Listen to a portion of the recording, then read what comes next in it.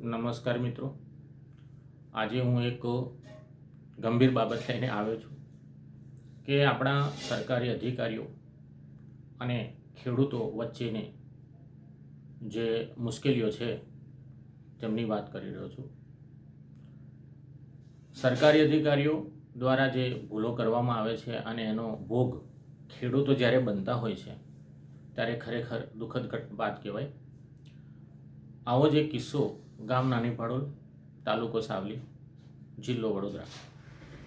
ત્યાંના એક ખેડૂતને એમને પોતાના પિતાના મૃત્યુ બાદ જ્યારે વારસાઈ કરાવવાની હોય એમણે વારસાઈ નોંધ કરાવી દીધી.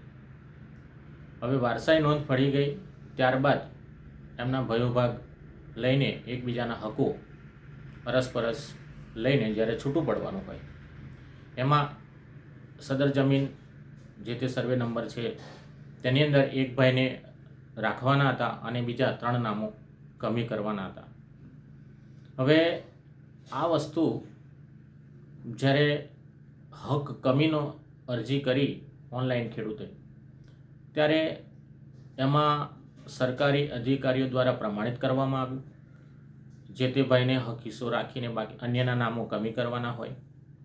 પરંતુ સરકારી સિસ્ટમમાં જે પ્રાઇવેટીકરણ કરવામાં આવ્યું છે અને એમાં જે કોન્ટ્રાક્ટ સિસ્ટમમાં જે ઓપરેટરો રાખવામાં આવ્યા છે તેમના દ્વારા જે પ્રમાણિત કર્યા બાદ જે એન્ટ્રી પાડવાની હોય, જે સાચી એન્ટ્રી પાડવાની હોય, નોંધની સાચી અસર આપવાની હોય, તેના બદલે કોઈ ફેરફાર થતો નથી.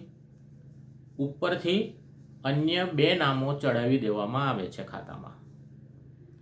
હવે અને નોંધ પાડી દેવામાં આવે છે એટલે 7/12માં એન્ટ્રી પડી ગઈ.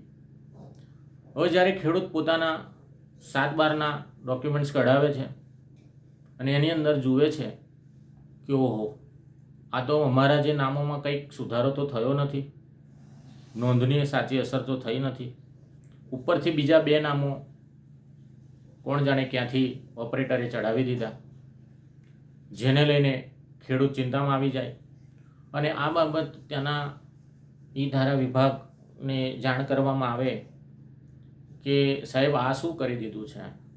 ત્યારે ત્યાંના અધિકારીઓ એવું કહેવામાં આવે છે કે કંઈ નહીં, ભૂલ થાય, માણસ છે, એટલે હવે તમે એક ક્ષતિ સુધારવા માટેની એક અરજી આપી દો. હવે આ વસ્તુ જોવાની રહી કે ક્ષતિ થાય છે ઓપરેટરની, અધિકારીઓની કે જેમણે કોન્ટ્રાક્ટ સિસ્ટમમાં રાખેલા ઓપરેટરોથી, અને ભોગવવાનો વારો આવે છે ખેડૂતને. એટલે ખેડૂત ફરીથી ઓનલાઈન અરજી કરે, એમાં ડોક્યુમેન્ટ અપલોડ કરવાના, બધાના સહીઓ કરાવવા, એને અન્ય ભાઈઓ બહેનોને ત્યાં જવાનું અને ત્યારબાદ પ્રોસિજર કરે છે.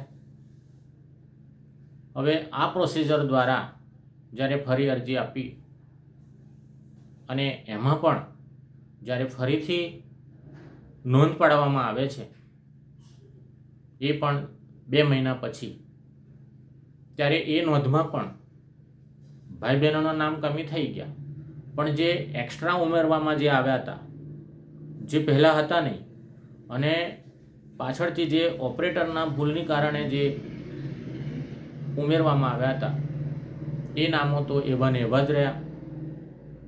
એટલે ખેડૂત ફરીથી ચિંતામાં આવે છે અને ખેડૂતને વારંવાર આવી મુશ્કેલીઓનો સામનો કરવાનો વારો આવે છે.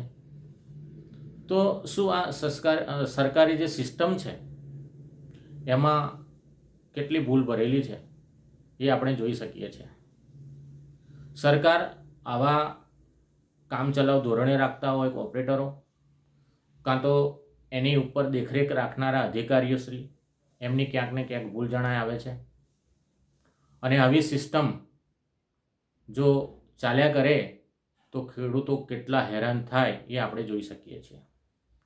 હવે આ બાબતનું અરજી નાયબ કલેક્ટર સાહેબશ્રીને આપવામાં આવે છે અને બીજી એક અરજી જિલ્લા કલેક્ટરશ્રીને પણ આપવામાં આવે છે.